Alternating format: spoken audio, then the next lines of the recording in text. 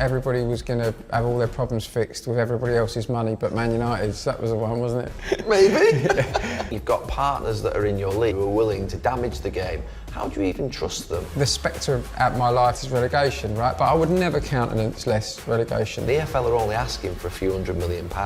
You sound like me in that room. What happened to just doing the right thing? I agree with you. We'll either look back on and say we made football a lot better or we screwed it up. Steve, you're one of the Premier League owners that are willing to speak about the sort of wider issues in the game. And you said before that you spend quite a bit of time now in meetings to talk about politics, regulations, but there have been some quite big, important issues in the last 4 or 5 years in football, which I suppose in some ways at times take away from the brilliant Premier League matches that we see week in, week out. But let's just go back to big picture to start with, which I think was one of the first proposals that came in, and you spoke out straight away against it. What did you make of that one to start with? Well, I just try and remember what all the proposals. That was the one that United and Liverpool came forward with. So it was a smaller Premier League, wasn't it? Yeah. I don't think we're ever going to vote for that, are we really? I mean, smaller Premier League. I think the Carabao Cup might have been going. Yeah, and I think everybody was going to have all their problems fixed with everybody else's money but Man United's. That was the one, wasn't it? Maybe. Yeah. Look, I think that everybody looks at these things through their own lens of their own club and their own situation at the time. But also, I hope that there's a lot of people in football that try and think about football, right, as a game, and what is the game that we want. So, for example, the spectre at my life, as we discussed, is relegation, right? But I would never countenance less relegation places in a 20-team division, because I think it's what makes football unique, you know, part of it in this country. But we need a big debate about what is the game that we want. What do we want out of the game? So the thing that's most frustrating to me is this kind of acceptance that there are certain clubs, because they've been successful in recent history, we've now got to accept they're always going to be successful, and we've got to have that just baked in. Yeah. And as I said to you, you know, off air, are we creating an entertainment or is it a competition? Are we trying to run a sport where fundamentally at the beginning of every year you're trying to create a reasonable level playing field, although we accept that previous success gives you some benefits, right? Being in the Champions League, being in the Premier League, you know, being in various divisions gives you some benefits, and that's fair. You know, you've been good at what you did. You know, that should give you some ongoing benefits, but you still wipe the slate clean at the beginning of the season. So when we start to talk about this awful thing, this coefficient that awards people money based on the last 5 years in competitions, where we look at the whole landscape of European football, where the Champions League isn't the champions of Europe. It's not the champions of Europe, is it? I mean, you know, you've got clubs like Legia Warsaw who have to pre-qualify in the summer, even when they win their league in a country of 40 million people. So, you know, you had your interview with Mr. Čeferin, and he seems a very good guy, and I understand he's a product of the influences that he gets around him. But in my view, UEFA's job should be spreading the game around Europe and creating a competitive tournament that represents every country in Europe. And yet we talk about constantly giving certain markets 5, 6 places in the Champions League, and baking in this kind of permanence for a certain number of clubs.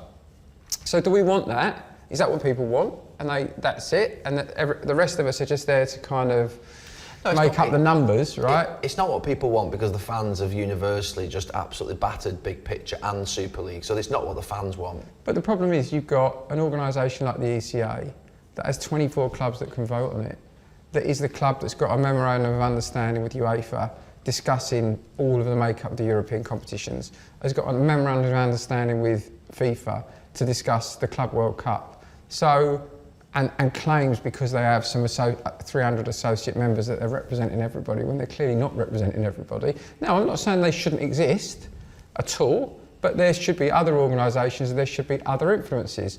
You know, the whole makeup of UEFA, you know, most of the money that they generate, that they give away, and Mr. Čeferin was very clear that they give away all their money, and that's great, but it's a club, they generate partially from a club game, and they give it to associations.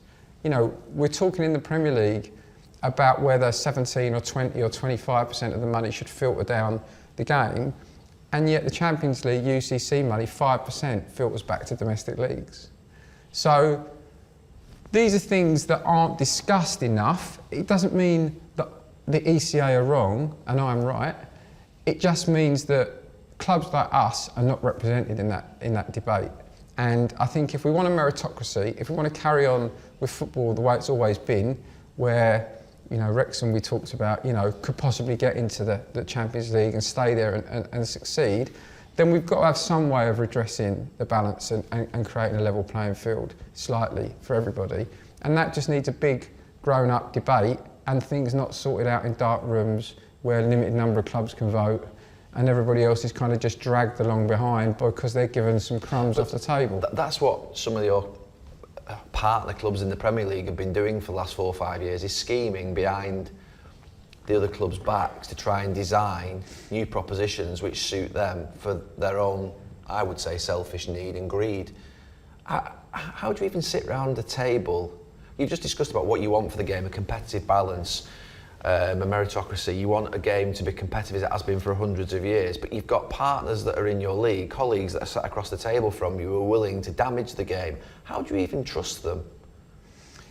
Well, I think people are allowed different opinions, right? You know, the Super League wasn't an opinion. They tried to walk away with the crown jewels. Look, I think the Super League, maybe I'm being naive, right? But the Super League, I think, was designed by a certain number of clubs not here, and I think there were clubs here that felt that if it was going to happen, they couldn't miss out on it, right? And there are different things at play with the Super League, other than just.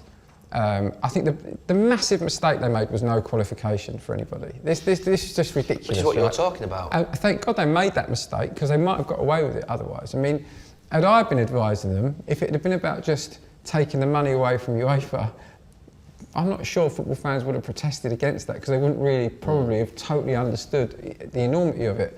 But no relegation and promotion in a closed league. Frankly, I don't even think it'd be that successful, personally, that league. I think that, you know, the propensity of people to actually destroy the whole thing shouldn't be underestimated. So, look, I think you've got to work with people. They heard the people speak, they heard you speak.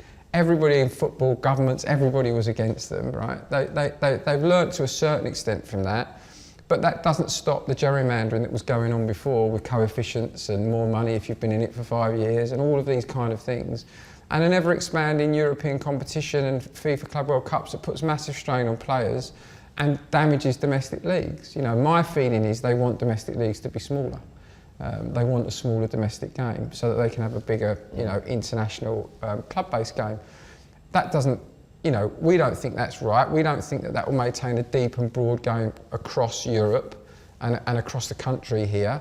But people may always say, well, obviously you would think that, you know, because you're not going to be a part of it. And I understand that argument as well. So as long as it's an open debate and as long as everybody's ideas are on the table. I mean, we saw a couple of weeks ago a new club association is attempted to be formed, the Union of European Clubs or something. And, you know, the ECA seemed to be obsessed. They wrote to all of the Category 2 clubs, you know, telling them it was a so-called association and, you know, we're the only legitimate association. Well, you have a real problem with the ECA, don't you? It feels like at this moment it's a man UEFA. Well, they're just terrified of any... Why would you be terrified of any other clubs getting together and forming an organisation? I mean, there could be anything less democratic in the world than literally writing to people and saying you can't form an organisation to have any other point of view other than our organisation. And by the way, only 24 people get to vote in our organisation, but we think that's democratic. I mean, and these are the guys that started as a pressure group and are now at the heart of European and world football, dictating what the future of the game looks like. And, you know, look, we have a fantastically healthy debate in this country, and we're talking about a regulator, and we're talking about changes to the rules, and all of that's brilliant. But none of that is replicated in Europe. Everything in Europe just goes on in dark rooms, decisions are made. The European Leagues Association, that represents every single league in Europe, 55 of them, I think, has got 1 seat on the Exco. Meanwhile, the ECA have got 2 seats on the Exco, and there's only 16 people on it. So there's an extraordinary imbalance of power, of just influence and people in the room. And I watched Mr. Čeferin's interview, and he strikes me as a good bloke, and he strikes me as somebody who wants to do the right thing. But we're all a product of the people that are talking to us and around us at the time. And I don't think he has a broad enough range of influences, in my opinion. And I think that there's too much is driven by trying to get the most media money that they can. And in the case of UEFA... But some would say the Premier League do that as well. But, you know, we're not disconnected, are we, from the rest of football? You know, for better or for worse, there is a huge percentage of the money that's being passed down. You could argue there's more, but that's an open and healthy debate, right? There's nothing hidden.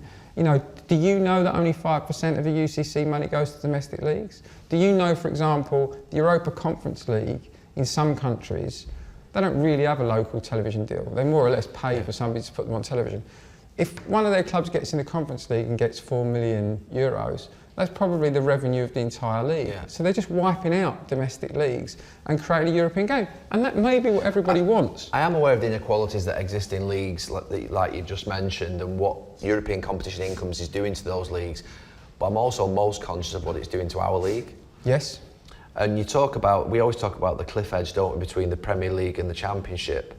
But that cliff edge is getting even greater now between the 6 and the 14, or it might be 7 and the 14 if you put Newcastle into it in the future because of their ownership.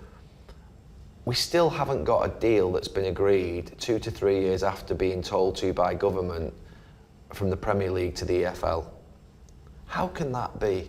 How can we not have a deal, a distribution deal agreed 3 years down the line by the Premier League to the EFL?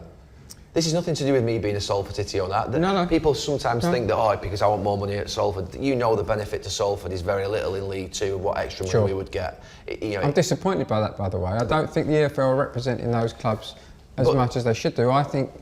I genuinely think that there's it's 80-12, is it 80-12-8 or 80-12.5, 7.5, whatever the split is to League Two clubs. It's not a big amount of money to Salford, but no. Why have we not got that distribution deal sorted? That surely is a stain on the Premier League. There's a deal that the Premier League clubs have agreed can be put forward to the EFL and to the FA, because obviously they're a part of it as well, because the women's game's involved and grassroots, etc. That deal has been, as I understand, it's been rejected by the EFL. And there's a couple of things. So, first of all, the amount of money we wanted to go towards infrastructure, directly towards infrastructure. You want to tell them how to spend it, don't you, basically? So, the EFL want us to be less prescriptive. They don't want it to be not spent on infrastructure, but they want more of it to go to the owner. That's disappointing for me, but I understand it. It's a fair negotiating position, and I understand it, but it's disappointing. But I don't think that that's on the Premier League, or it was a bad offer from the Premier League. And then the second thing is that Rick is still very focused, apparently, I'm told, on parachute payments and removing parachute payments. And the problem with trying to finalise any deal is that in the white paper the government have put that they would be a backstop if there couldn't be an agreement. And I think the problem is whilst you've got that in there, it's very difficult. Everybody's going to think they can get something better if they go to the regulator. I see that currently as a risk to the Premier League, a huge risk, that the regulator's going to come in with more empathy towards the FL clubs, and that the actual Premier League are probably better off getting a deal done now and sewn up, because if the regulator does come in and looks at what's happened in the last few years, they're going to probably deal with the Premier League maybe more harshly than the FL would themselves. Do you not see it as a risk, holding out in that way? Look, I think that there's a lot of things to consider in that, and I think that the regulator will have to totally understand the issues, right? We've talked about the issues of parachute payments. You know, these things are not easy to solve, by the way, right? Everyone's got their perspective and their point of view. I'm not criticising them for it, but they're not easy to solve. What the Premier League have said at the moment is the parachute payments need to stay in place because of the jeopardy of financial jeopardy of relegation. But what we'll do is we'll boost the money that goes to the other championship clubs to get them closer. That's the solution that they put forward. Because prima facie, nobody really minds the parachute payments. What they mind is that they get so much less than them. So I think that was a good solution. I think the package that's been put forward is good. If you look at the percentage of income that would flow down, I think it's good. Speaking as a club that might end up in the Championship, you know, I can understand why they want it, and I think it would be good for us. I think at the moment they're very close, but there's this problem that the government have put in the white paper that there's a backstop on negotiations, and I think there's always an inclination of, well, we'll just wait and see if they'll give us something better than you think. And you saying that you think that they will, then why would they agree anything with the Premier League right now? Because they think that they're going to get something better in the fullness of time. I'm not so sure, because I think once you get a regulator, again, they will be a product of who lobbies them, who talks to them, what information they get given, how many graphs they get sent, you know, who can make the best case. The most wealthy in society should pay more than people who've got less money. Can you reach into somebody else's revenue that they get from another competition or from other revenue? What happened to just doing the right thing? I agree with you.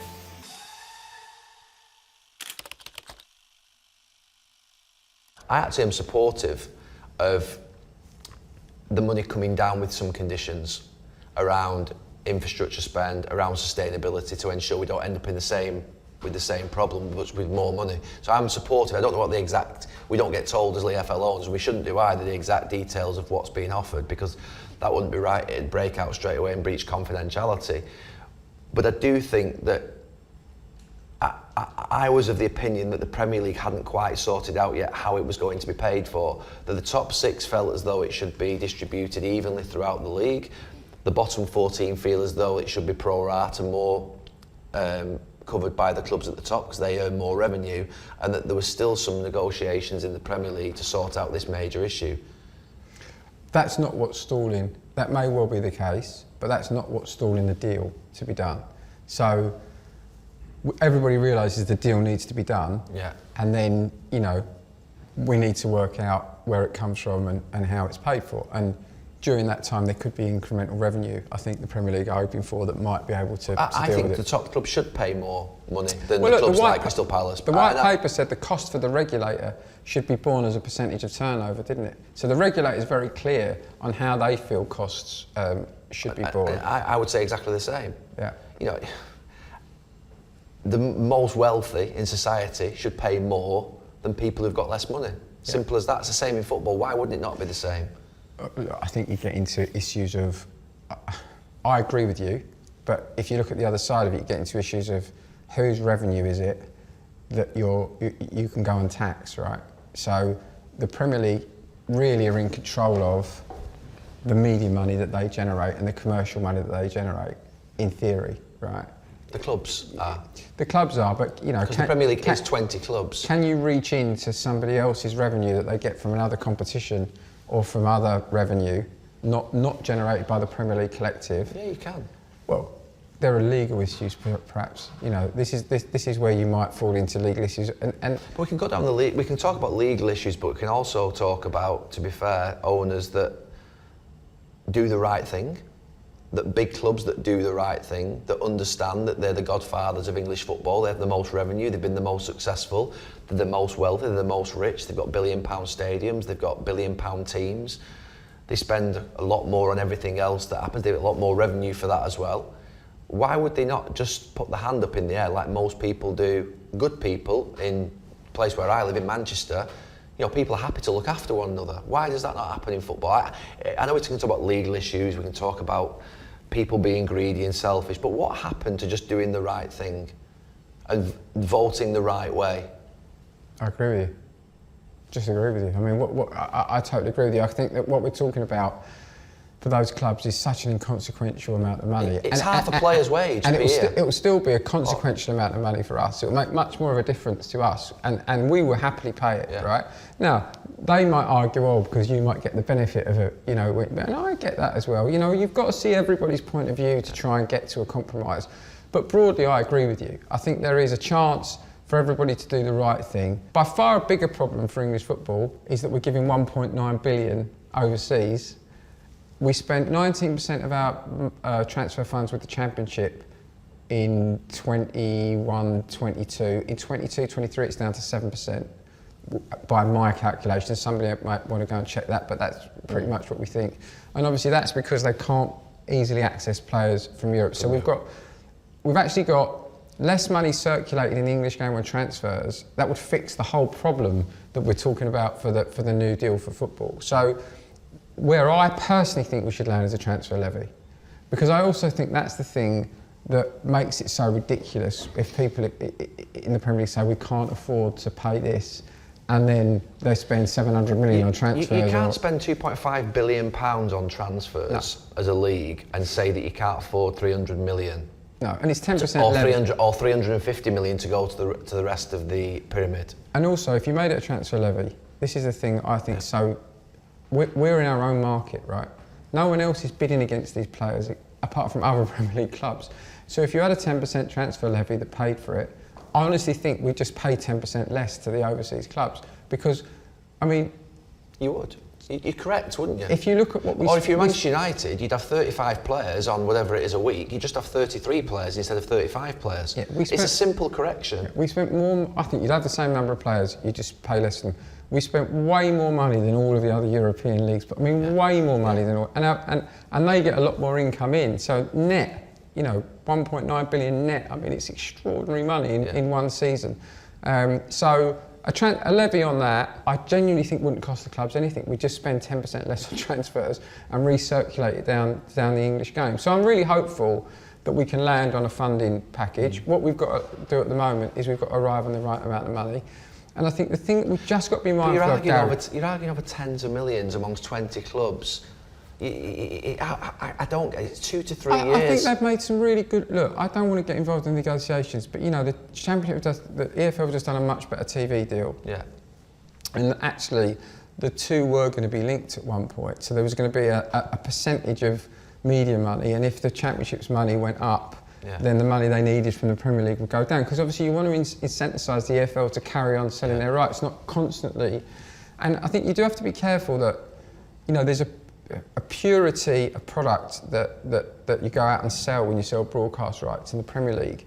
And I think you've just got to be careful how much you're asking broadcasters to fund a product they're not paying for, right? So you do want to encourage the EFL to get their TV deal up as much as possible, which would be beneficial for any of us that might be back there. So I think there's a right amount of money because the Premier League we need to be able to have a certain amount of money to compete with these guys and give them a game and give you a spectacle on Sky every week. And I do genuinely think that we're very close to getting a deal, I do. And then your next battle is Europe, because there's nothing like you guys, there's nothing like these pressures happening in European football. And while we're busy making this all fair, they're busy gerrymandering it to their own But I feel in some ways, if we can deal with our own ship first, that'll be healthy. If a regulator can come in and, to be fair, not disturb the Premier League and disrupt the Premier League, because that's what the Premier League is concerned about, but also bring some, hopefully, sustainability, some financial new licence tests for owners, improve the game structurally, and we're in a stronger position, make sure the FA are empowered more in the future, which I think we all want. But in terms of the European money, I haven't got the same fight because I don't know where I'd start. Yeah. But what I would want to do is make sure that the European money coming into our top clubs is, again, they have to have more money, those top clubs, to make sure that they can compete in Europe. But also there comes a point whereby some of that money could be distributed then throughout the rest of the Premier League. I'm not talking to the EFL or to the rest of the game. We've got to make sure that the gap between the top 6 and the 14 doesn't become an even bigger worry than it already is, and as big a worry as the actual gap from the Premier League to the Championship is. You must be really concerned about that gap from the top 6 to the 14. It's there already. It's 5.5, 6 times the revenue of the top club to the bottom club, right? I mean, it's massive. But remember also... That's the thing we need to deal with next. We do, but also remember, speaking for them slightly, they pay more for everything, right? So they pay more for their players, and a lot of that money filters back down, because they're buying players from us. They have bigger cost bases, bigger cost structures, so there's an element of where, you're a bigger entity, you just have bigger costs as well. But you're right, we need to make sure that doesn't get out of control. And do you think it's out of control already?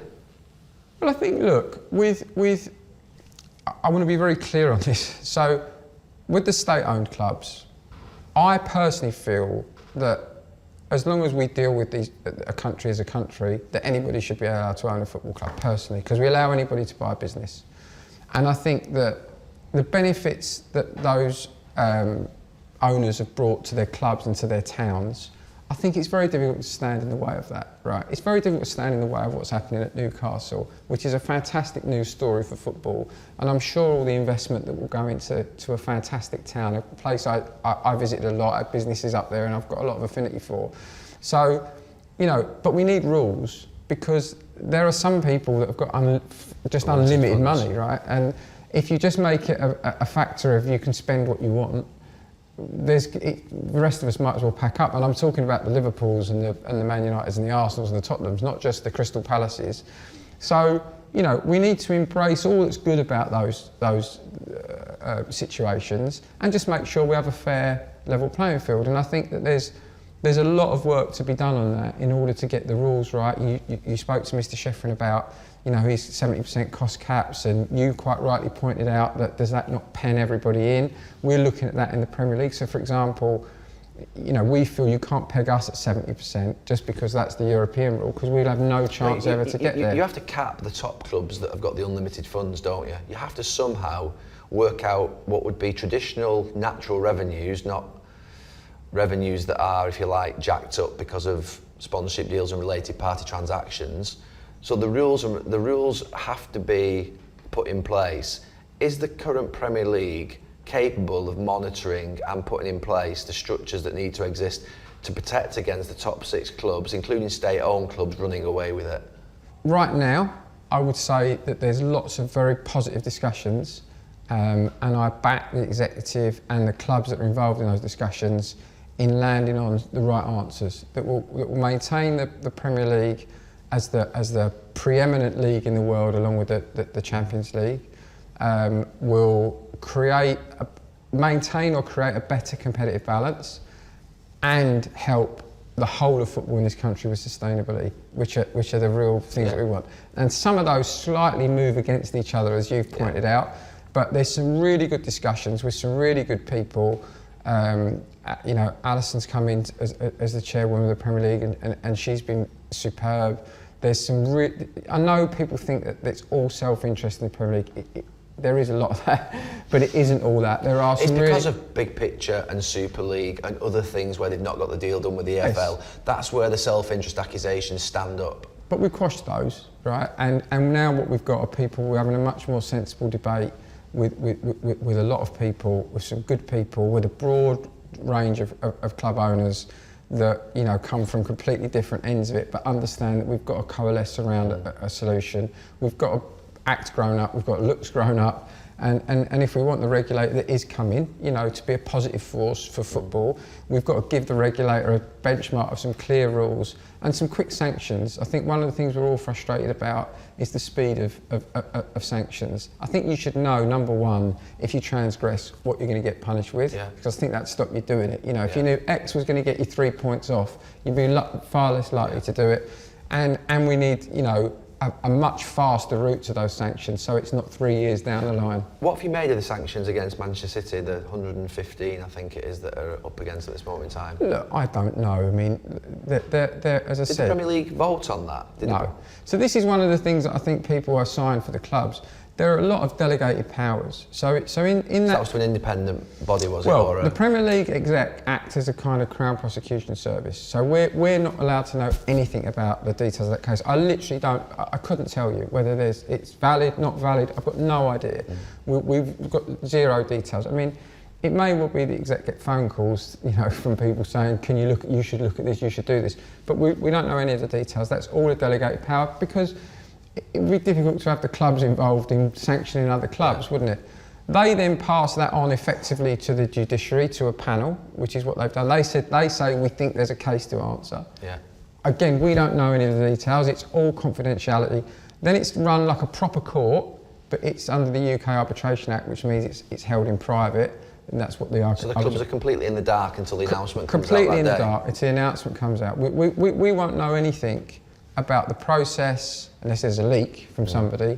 It's a private courtroom, and there'll be submissions being made at the moment about what's valid evidence, what's not valid evidence, can we have more time, all those kind of things, exactly as you would in a court. But it's not driven, we don't sit there and we vote that this club should be sanctioned, it's because I don't think it would be the right thing. But what we all want, I think, is for that to move faster. I've always felt personally that the regulator would help a club like Crystal Palace. There's probably about 10 or 12 clubs in the Premier League which could potentially go down, maybe 13, 14. You've then got all the EFL clubs. Surely the danger to football is that those 5 or 6 clubs, with what they've already tried, accepting that it failed, are going to try and continue to try and pull away from the rest of the pyramid.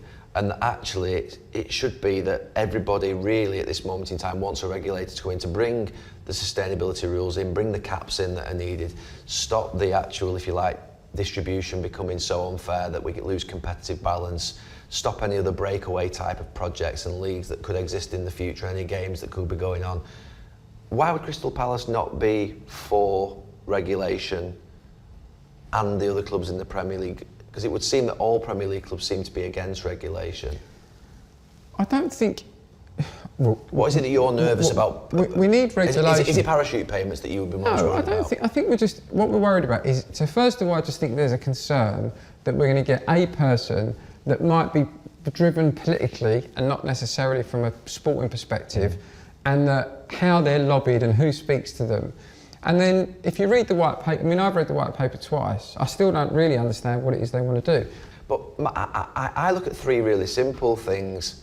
Making sure that we have a transparent and independent owners test, making sure that we have sustainability and real-time financial monitoring, and making sure that we've got fair distribution. If you just look, I know there are many other things, but if you just look at those three things and think that they're the bedrock of a fair game in this country, that if clubs are sustainable, clubs are being real-time financially monitored, if there is an element of owner funding in place, then that owner funding needs to be proven. If we've got owners tests that are, if you like, updated every 2 years to make sure that directors and owners of football clubs are the right type of people. And then the big one is obviously distribution, to make sure that you don't have that cliff edge between 6 and 7 in Premier League, between 20 in the Premier League and 1 in the Championship, between Championship number 24, whatever it is, and sort of top of the League One. I just want that balance. It still needs to be a gap. Mm-hmm. So they're the three things that I look at really closely, that are really simple, that I can compartmentalise and think if a regulator just come in, or even if the Premier League themselves just looks at it, just fix those three things to start with. So I agree with you, but there's one really important thing we have to remember as well, right? And I'm going to speak for the bigger clubs, right? Because they've got some good points of view on this, right? They're not just irrelevant. I'm a fan of one of the biggest clubs. Of course, they're so important to this league. The current successful clubs. I call us, not bigger and smaller, I call us an aspiration club, and then the currently successful clubs, right? You know, and what they would argue, quite rightly, is that what's also important, that people remember that there's a fourth thing we've got to make sure of. This is, by a country mile, the most successful sporting league in the world. From what is a pretty tiny, you know, country, we've created something that is absolutely unbelievable. One of the things we've got to remember is we've got to have fantastic talent, which means those clubs need a certain amount of money. And the Premier League, I think, is very strong. And this is something we've been talking about in the women's game. We probably don't have the 10 best players in the world, the 5 or 10, you know, the Neymars, the Mbappes, but we've got the next best 150. And that builds us the best, the most exciting competitive product. And we have to have enough money to go out, and because there's nothing to be gained from anybody in the pyramid if the Premier League's income starts stalling. And there is this sort of assumption that it will always just keep growing. I understand what the big clubs are saying, I understand what you're saying in their defence, but just to put that into context, and you'll know the numbers better than I do because I forget them, but to be fair, I've looked at them regularly. The top 4 or 5 leagues in Europe, apart from the Premier League, spend on players and on wages is an astronomical amount lower than what we currently spend. And the EFL are only asking for a few £100 million. The spend of Premier League clubs is billions more than the rest of Europe. We're not talking about removing the competitive edge that the Premier League has, or taking away the ability for Premier League clubs to be able to compete in Europe. Even far from it. We'd still be way out there in front if they just were a little bit more kind. Why can't they just have a little bit more empathy, a little bit more kindness, see themselves as the godfathers of football and that they've got the most money, and just distribute a little bit more down the pyramid? It's a little bit like that in life as well. You know, if you're a good person in society, you know, I'm not a socialist, Steve, I'm a capitalist, but with a little bit of compassion, I feel, and that's what I want in football. Gary, I think anybody who's been in that room will tell you that you sound like me in that room, right? I hope I do sound like you in that room, because I would be absolutely banging the table and saying, what are you doing, you lot? Sort yourselves out. It's 10, 15 million quid each. It's half a right back's wage for a season or something. Look, I genuinely think we'll get there, and I think it's important that you keep making these points, and I do think we'll get there, right? And I think then we genuinely do have, once we get this fixed, we do have to look at the fact that, I don't know, in something like 20 billion that has been given out by UCC competition in the last however many years, something like 37% of it's gone to 12 clubs. I think the 24 clubs that are in the ECA have had well over 50 or 60% of that money. And then you remember that a lot of the money that UEFA keeps, it gives to associations, who are the ones that vote for them. I'm not saying there's a connection, but it does seem strange that it doesn't go to domestic leagues. But if we sort our game out and design a future game in this country, which is, I suppose, more egalitarian, fair, more equal, more inclusive, we can then stand up and say, right, why don't we deal with Europe? Yes. But when we can't organise our own ship in this country. We are already in, the Premier League's already passing now 17-18% of its revenue.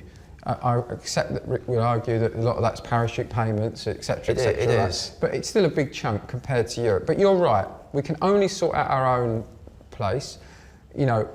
Ironically, because we're able to say that these clubs are never going to be able to compete in these Super Leagues, we've kind of fixed a lot of problems for Mr. Čeferin and for UEFA, because we've been very strong on that and we've got the biggest brands. What you're saying is, we're trying to create competition. This is what I think people lose sight of, right? It's meant to be a competition that we're trying to create where people have got a chance. So I do think we'll fix these problems that you're talking about, competitive balance, sustainability. I think you're absolutely right that people need to do the right thing in terms of how it's funded. I genuinely think that we'll get there in this country.